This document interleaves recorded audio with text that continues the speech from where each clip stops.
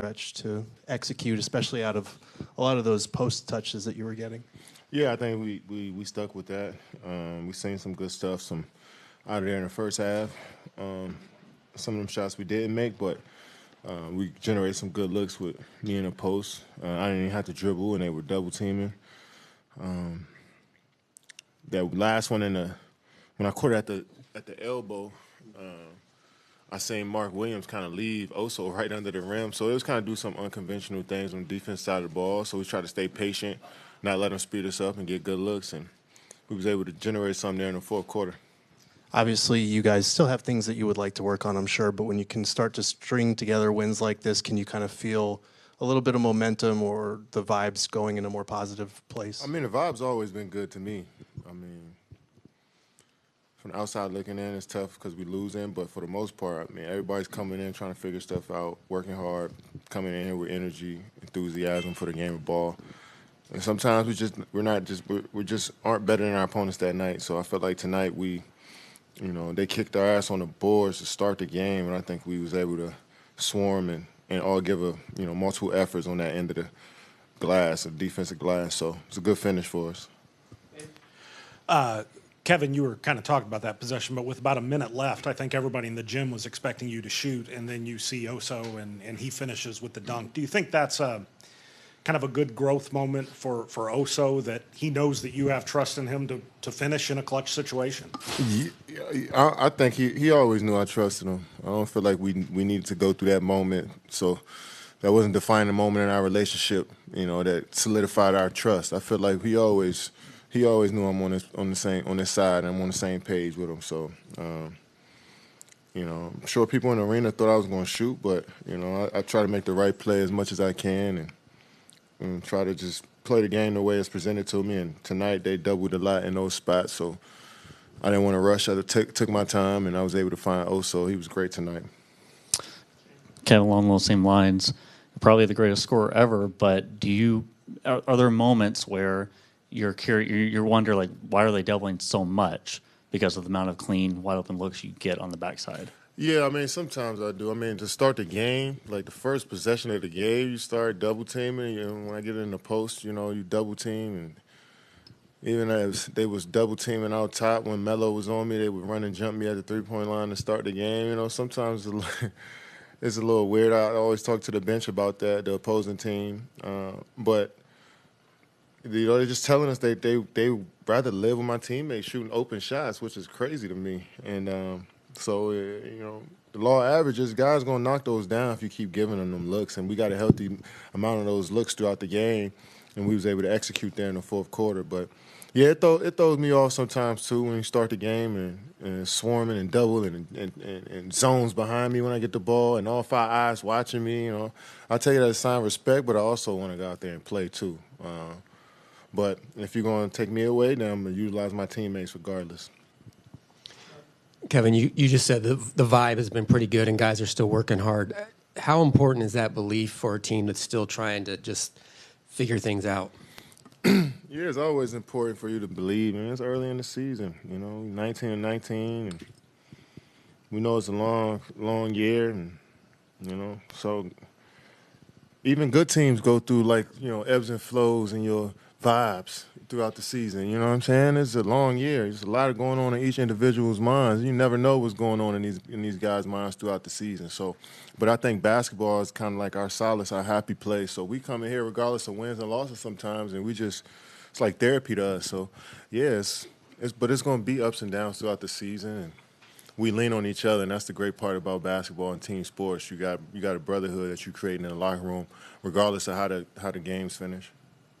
Kev, Oso just talked about being a sponge when it comes to the game. Just curious, what have you seen maybe as the biggest area of growth for him so far? Free throws, the little hook shot in the paint, get more confident with that. Defending on the perimeter without fouling. I think that game against Memphis, me and him had a long talk after that game against Memphis. When Jaren Jackson came in, he fouled him a lot that game, had a few and ones, and he was pissed about it. And we talked about it, and his passion and enthusiasm for wanting to get better was, I seen it that night. I always seen it, but it just was, it was very evident that night after the game. He was upset, visibly upset. So you could just see that, each experience, him and Ryan are just, gaining more and more information on what they need to do out there and just trying to apply it as much as they can. And it's going to, like I've been saying, it's going to become times when they look great. There's going to come times where it may not look so great, but they know that we behind them. They know that, we expect a lot out of them, and they got a lot of responsibility. So I'm just grateful that they're on my team.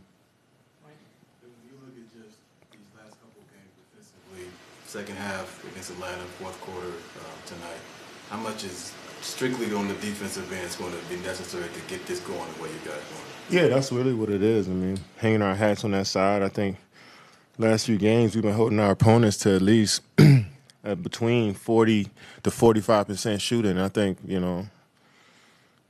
that number is pretty solid for us, And once we rebound the ball too, we get out and run because we can make plays on the offensive end. But once we limit their second chance points and easy baskets from offensive rebounds, and we usually in good shape. So yeah, we hanging our hats on the defensive side of the ball, making adjustments pretty quick, and that's what we're gonna need to do if we want to be a great team. Kevin, that was the first win for the Commanders in the playoffs since you were 17. What's that do for PG County and the DC area that you have so much pride in? Yeah, it does a lot, man. It's been a fun ride throughout the season. Everybody is more happy as a fan when there's low expectations. When nobody expecting you to win but next year is going to be the test to see, because everybody's going to be expecting us to do big things, So you nitpick when you got high expectations. When we got low expectations like we had coming into the year, it was pretty fun to watch. So hopefully we keep it going next week. As we talked about in the locker room, as fate would have it, you guys are 3 hours beforehand Right. across the street. Right. You guys will be there. You and Book, there's a wager developing there. I'm sure he asked us to ask you what the wager would be. So. Yeah, I'm gonna hit him on the side, man. So y'all ain't gotta worry about that. And we'll see what happens this week. But I'm excited that we get to play in the playoffs against a great team, and we actually gonna be in that city. It's gonna be dope. I'm looking forward to it. Class 2, Barry and Brendan. Hey, Katie, so from your experience, just piggybacking off of that, what's a long road trip like this for a team? Does it give you a chance to come together a little bit, eat dinners together, really, bond? For sure, especially when you get to stay over in cities. When you stand over, I think in a few of these, I think Atlanta, D.C., what else we play on this? New York, Detroit, Cleveland. I think we spend the night in a couple of those cities after the game, and I think that's usually when your team gets the opportunity to bond, break bread together. So yeah, it's always fun on the road. I love it. Yeah, this is a great opportunity for you guys. Yeah, it is. We got some good tests on the road.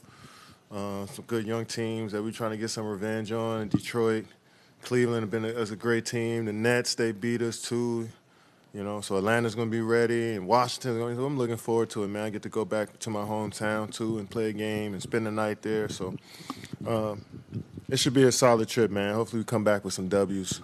And just as an aside, just take the double team as like an intentional walk in baseball. Yeah, exactly. I look at it that way. Brendan, last one. You're good? All right. Thanks, guys. Okay. Coach, third win now for this Suns team. Just how did you guys pull away with this one, especially down the stretch there in that spot? I thought we dug in defensively. A lot of, activity. Everybody getting on the boards, digging out tough rebounds. Deflections.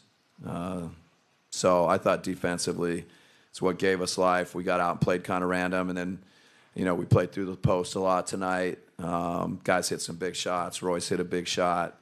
Oso, played in space and played behind the basket, for a big basket. A couple big free throws from Oso. Everybody contributed, but I think the defense is what stands out to me. Coach, when you look at just the way the game ended and a bunch of different guys contributing, you were rotating that lineup, getting guys in and out. How much does that make you feel good about the win because of the way, you just threw guys in and out and they were able to respond to stuff? Yeah, no, I mean, to get Royce back healthy tonight is huge. We lost Grayson for the second half, so, kind of had, Royce and Mason came off the bench. I thought he gave us a big lift there, the steal to start the quarter, give us a little energy. Everybody just, kind of in and out. I think Brad probably played once he went in. I don't think he ever came out. So, everybody had a part in this. So, it was a good win for us. I think this is the first time you guys have won 3 in a row since the 8-1 start. Is this something that you feel like you guys can build off of moving forward going into the road trip?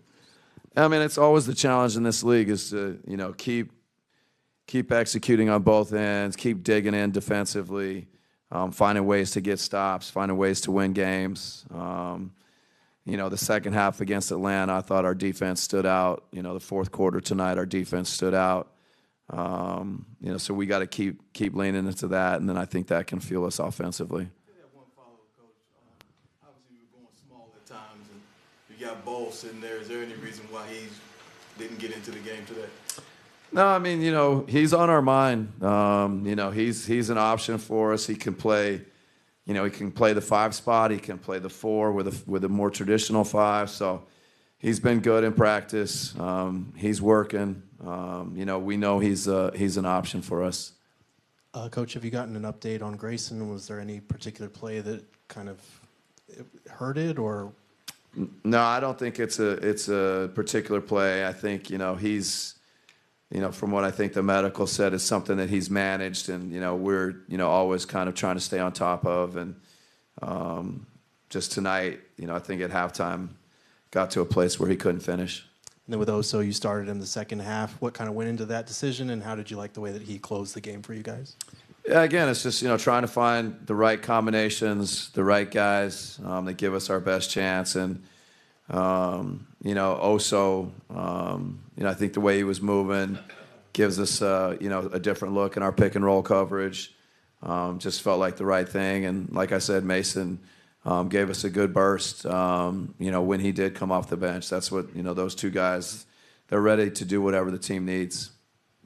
Coach, that was the longest you guys have gone in a game without playing Tyus or Montaigne, going without the point guard. What sort of led into that thinking the last couple of weeks as Tyus's playing time has sort of decreased to give the other guys more run? Yeah, I think, we're just like I keep referencing, trying different combinations, trying to find the best combinations for us. And, Brad's been dynamic and athletic on both ends. I think Brad's, defense has stood out and guarding some different guys. And, so Tyus has been good for us. We're going to need Tyus. But tonight we kind of went a different direction. Mostly, probably about Brad and Royce being back and Ryan and those guys helped us on both ends. Coach, it seemed like Royce's last 3 there in the last minute came as a result of Kevin getting the ball on the post and attracting help. Do you think Kevin's underrated in terms of how quickly he gets off of it? Yeah, I mean, playing out of the post, he really has especially tonight, but not just tonight. He's been a playmaker, facilitator, or a scorer. I think he's got comfort there. I think he sees the court. He's got the length. So, him kind of being a playmaker from that spot, was really good for us tonight. David, last question. No, David, you're done? Okay, great. All right, thank you, guys. They have really good guards that kept getting downhill, and I was just trying to be active and then try to keep their bigs off the offensive glass. They did a really good job tonight crashing in. It's something we got to keep getting better at. You guys really got it going there down the stretch. What sparked that 19-5 run to close this game out? I thought we took care of the ball, which was something we were struggling with throughout the game. I feel like when we got shots throughout the game, we got great shots, but it was just the turnovers that were hurting us. And then we secured some loose balls, defensive rebounds, and those were big for us. So 1 minute left in a tight game, and everything, and KD trusts you enough to give you the ball and let you do not let you, but have that go-ahead dunk. How nice is that he has confidence in you to look for you in such a clutch situation? Yeah, it's huge. We want him taking that shot, and obviously they're going to double, triple team him, so sometimes I'm going to be wide open. And he trusts me. He's a good passer, unselfish player, and I was just able to finish. This team seems like, just throughout the year that it's been a little starved for really good athleticism in the paint. Do you think that's something that you can maybe provide going forward? You know, a little bit more explosiveness, the dunks, the rebounds, all that stuff? Yeah, that's one of my advantages. Try to press that as much as I can. I thought Mace did a great job too tonight. I know my advantages. I'm not a duck in big body, but I'm quick and I'm athletic. So I just try to use that when I'm in there. 3 consecutive wins now, took care of business at home. How are you guys looking to build off this one heading into that longest road trip of the season coming up? Yeah, it's a big road trip for us.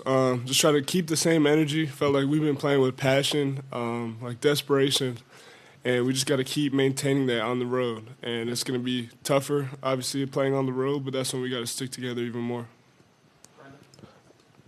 So what did you like about your guys' defense against Mark Williams in the second half after he had that big first half and you guys held him to 0 field goals in the second half? Yeah, I just thought we had each other's back. I think that in the first half there was multiple plays where guys were contesting at the rim and he was getting a uncontested offensive rebound put back or a late foul and one. And I thought that when I rotated or someone else rotated to stop the ball, guys were coming down and hitting him. So it was just that trust that we're growing each game is huge, and we have to have each other's back. We're playing really good players, and we're going to keep growing with that.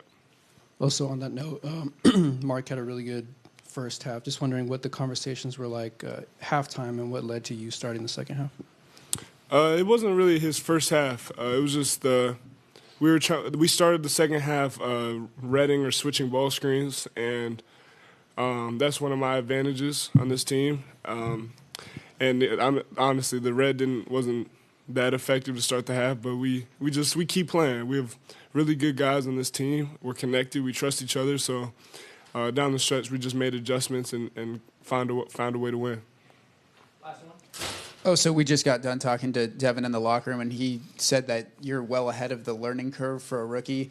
I'm curious if there was a moment recently where you felt like the game started to slow down, or if it's just getting these reps and playing at this level consistently.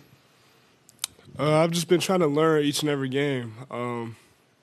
We have a lot of good basketball players on this team, even guys who aren't playing right now. Today, J.O. and D. Lee didn't play a single minute, but they really helped me throughout the game with their talk and just advice they were giving me. So I'm just trying to be a sponge, learn as much as possible, and I have good guys that have my back. So all I have to do is just listen and be ready. Thanks. One of my dogs